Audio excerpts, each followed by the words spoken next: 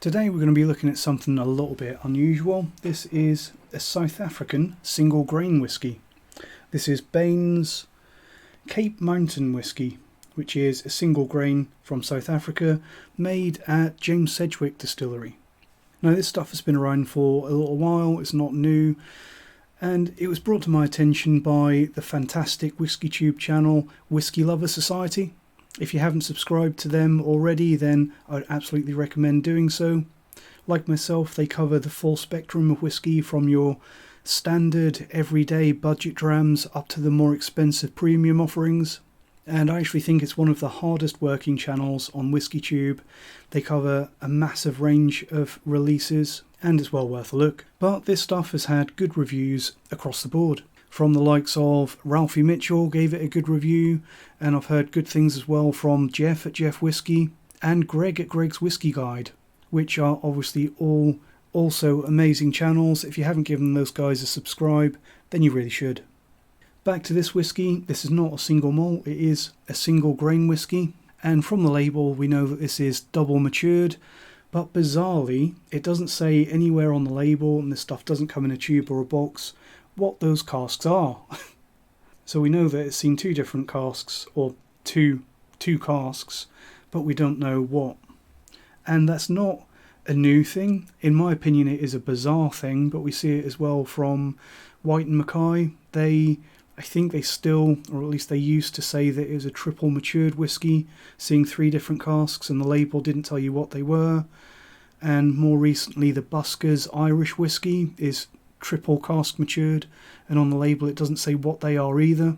Quite often, if you do a little bit of digging online, you can find some more details and find out what those casks are, which is the case with this Baines single grain whisky. If you have a look on their website, it tells you that the two casks are actually, they appear to be both bourbon.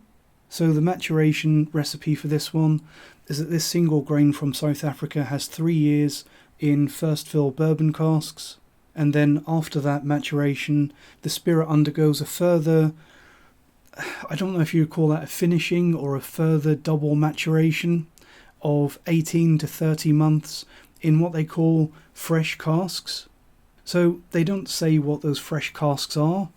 I guess you could say it's kind of implied that they are another fresh set of bourbon casks, but also possible that they're rejuvenated or virgin oak possibly.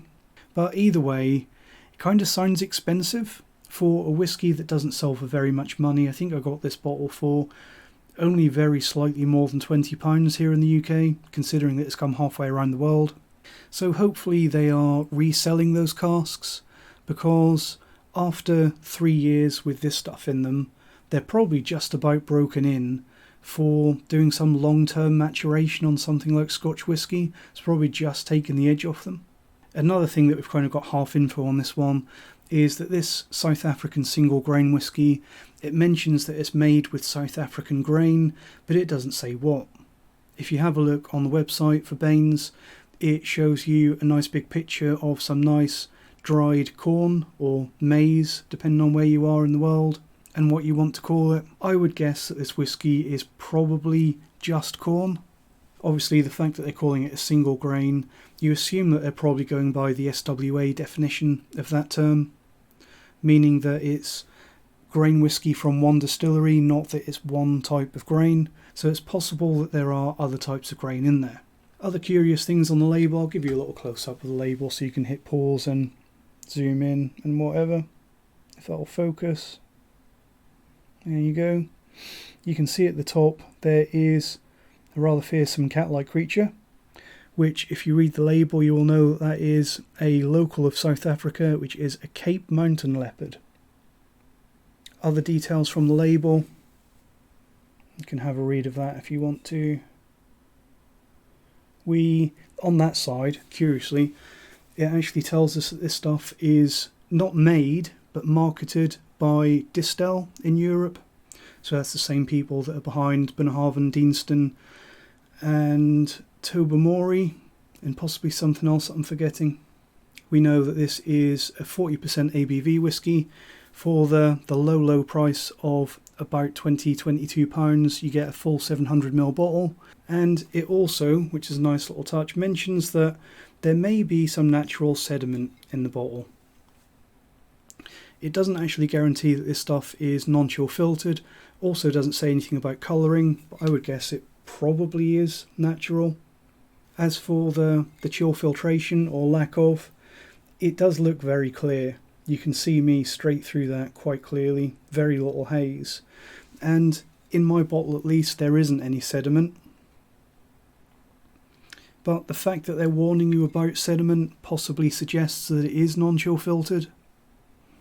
Anyway, let's get some in the glass. It is a screw top as well, but it's quite a nice screw top. Nice and secure, good seal. Plastic screw top with a little seal in it. Let's get some in the glass and see if South Africa is about to join the list of nations that make quality whisky.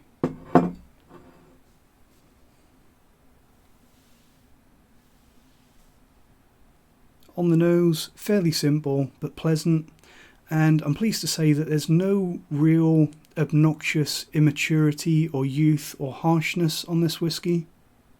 I think that it's obvious that it is a young whisky. You can tell that it is. It's got that signature of something which is fresh, but it's well matured. You can tell that they've used first fill casks on this one, and that they've used quality casks. Also some very familiar grain whisky type notes on the nose of this one. In particular, I'm getting some coconut and some vanilla, a little bit of caramel, a little bit of sweetness, some toasted grains,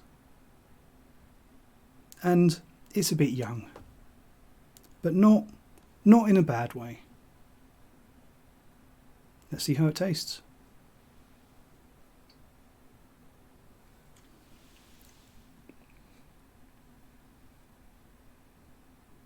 On the palate, more caramel, vanilla, graininess, quite nutty and bourbonised.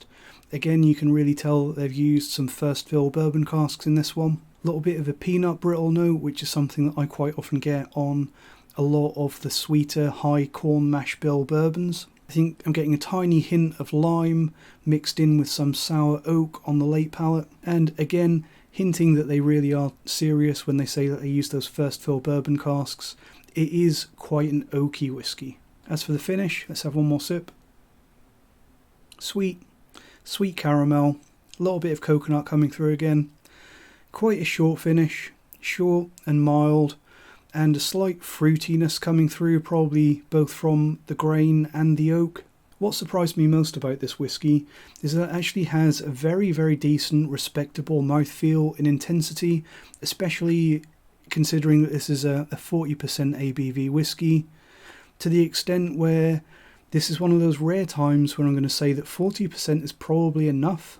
The intensity that I'm getting from this whisky, which is plenty, leads me to think that ABV might not actually improve this too much and might just accentuate that youth, if anything. It has to be said, a very, very simple whisky, but it's very sweet and pleasant, and it has just enough flavour to keep you engaged without any of that nasty immaturity. And when it comes to grain whisky, I've said it before and I'll say it again, I do think, in my opinion, that super old grain whisky is a little bit of a false economy. I think that all of these brands and independent bottlers that are offering super old grain whiskies, they seem like a really good deal on paper when you see something like a 30, 40, 50-year-old grain whisky, and they kind of sell for like the price of a 12, maybe 15-year-old whisky. It seems almost too good to be true, and in my opinion, they kind of are, because the majority, or probably all, to be honest, all of the super old grain whiskies that I've had, and I've had a few, in my opinion, they never really age the way that a single malt does, or the way that you expect them to.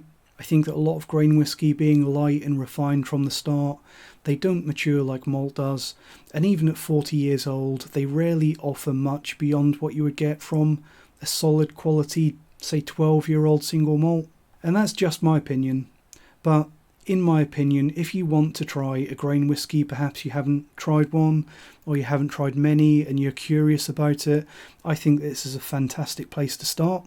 And I think that it's a much better use of your money than spending 3 to 4 times the price of this on one of these too good to be true extra mature Scottish single grains. This one here from Baines in South Africa, it's fresh, it's vibrant, oaky, it's pleasant, and it's very cheap. It is very much a bourbonised single grain whisky. It's, as I've said already, it's very, very clearly a first fill bourbon maturation, like they say, to the extent where it actually reminds me a little bit of some decent quality, economically produced bourbons like the Lidl's Western Gold bourbon. I think that the grain whisky profile of this one also reminds me a little bit of Jameson's Standard Blend, although I would say these probably sell for a similar price. This Baines, if you get it online, you almost always get a very good price on it. Probably even a little bit cheaper than a bottle of standard Jameson's, and I think that this stuff is quite a lot better. I think that it's a great budget dram. It's an excellent warm-up or calibration dram if you're looking for something to have before a tasting flight, maybe before a blind flight, to hone in your taste buds, because it has plenty of flavours, it has plenty enough flavour, but it's not overpowering, and it's pleasant but also quite cheap. So yeah, it's a win in my book as far as I'm concerned.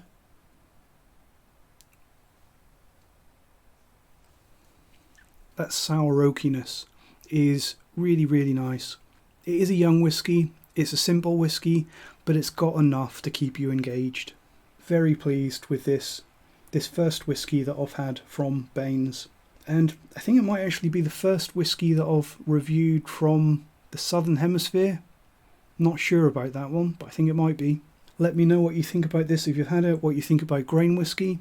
I know a lot of people are going to say that grain whiskey is not for them, but I think if you are open to a cheap and cheerful dram, this one might change your mind, even if it's just a little bit. Thanks for watching, I'll see you next time, and cheers.